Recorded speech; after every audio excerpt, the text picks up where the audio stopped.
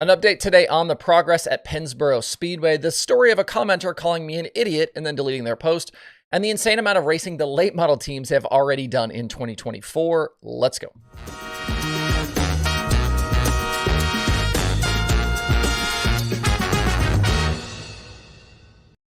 It's Tuesday, February 27th. I'm Justin Fiedler. This is Dirt Tracker Daily.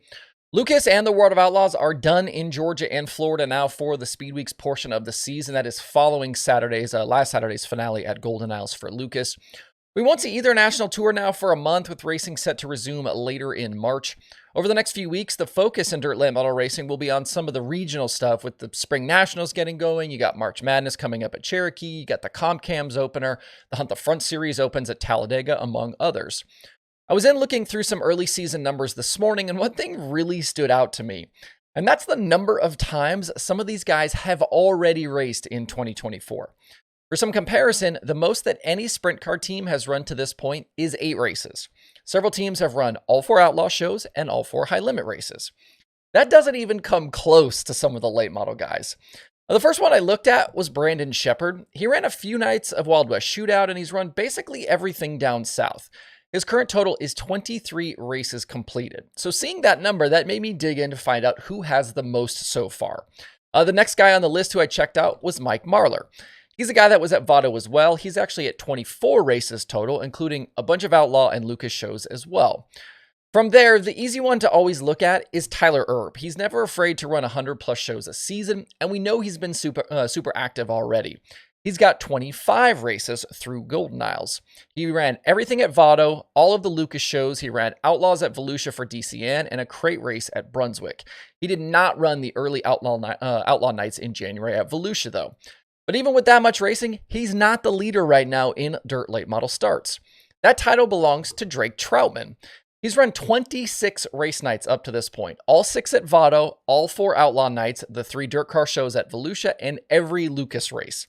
That's a lot of highway miles and a lot of seat time.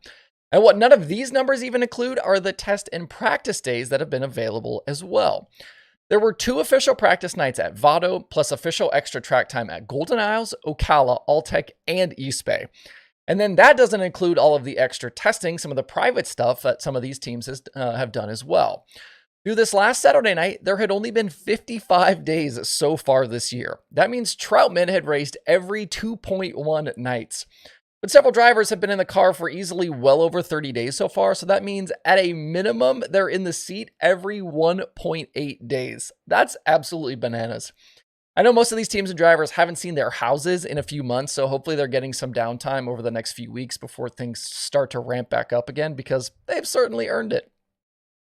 In West Virginia, the situation at Pennsboro Speedway is something we've been talking about for a while now. I first mentioned its revival here on the Daily Show back in October of 2022. Since then, there's been progress at the facility, including a now abandoned plan to create a smaller oval that saw significant dirt work happen on what was originally part of the infield and one straightaway.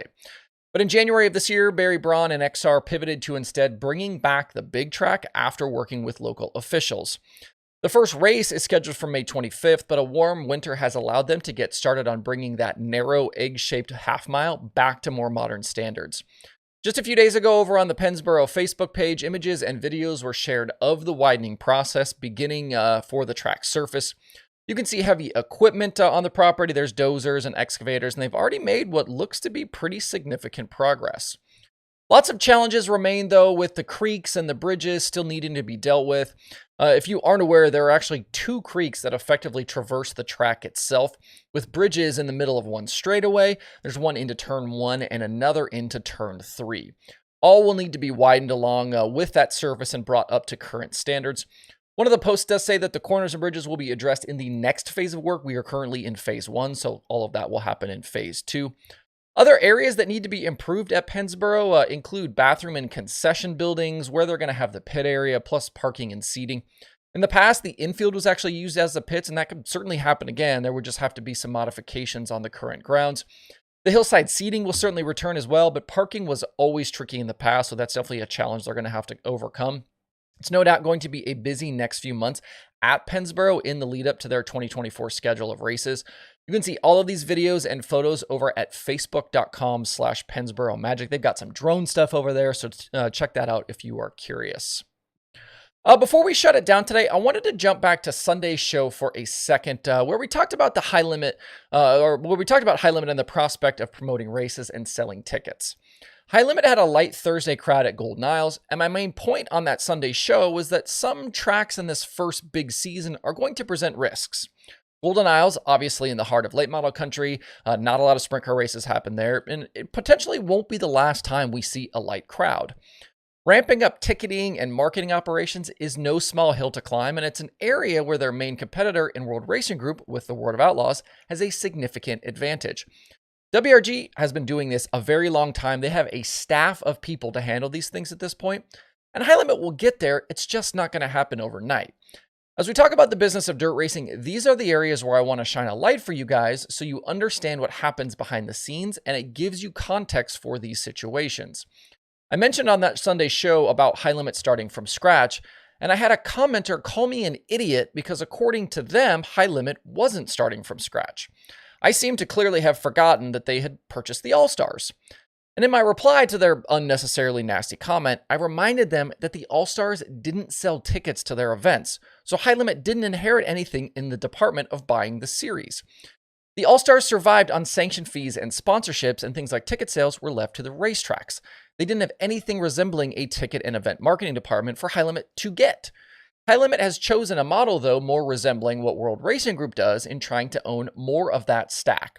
So yes, they are effectively starting from scratch. Interestingly enough, that commenter has since deleted their post after my reply. As they move through the season, each High Limit event will be a learning experience. Brad Sweet certainly promoted races before when you talk about Silver Dollar and some of the past Outlaw shows at Placerville. And Kendra Jacobs brings in plenty of past knowledge from her, various jobs, Flow Racing, Knoxville, and some of her NASCAR stuff. But they will still have a lot to absorb for the right mix of event marketing and what's going to actually work on a night-to-night basis. And none of this is a knock or a criticism of High Limit. It's just the reality of what they're going to face. And I think it's important information to know when you see a light crowd. One of my biggest objectives with this entire DIRTRACKR project is to help educate where I can. And my hope is that we're all smarter dirt racing fans after each show, and that includes in the areas of things like the business of dirt racing. All right, that's it for the daily today. If you want some racing action tonight, IMCA Modifieds and Stock Cars are on track at Northwest Florida. You can find links to that broadcast over at DIRTRACKR.com/watch tonight. And that page is a great page to check out every single day to see what your streaming options are. Hope you guys have a great Tuesday out there. We'll see you right back here tomorrow.